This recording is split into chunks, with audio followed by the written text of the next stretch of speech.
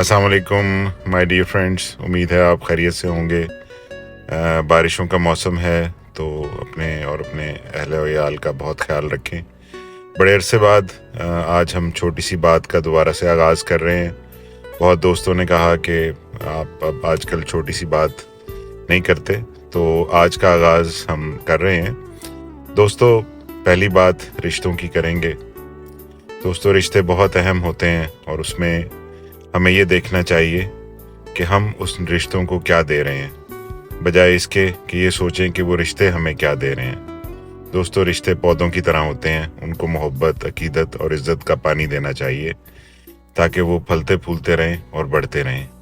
और आपकी जो एक्सपेक्टेशंस हैं, तवक्कुआत हैं, वो कम से कम रखें और दूसरों की तवक्कुआत को ज़्यादा से ज़्यादा पूरा करने की कोशिश करें। अल्लाह हाफ़िज़।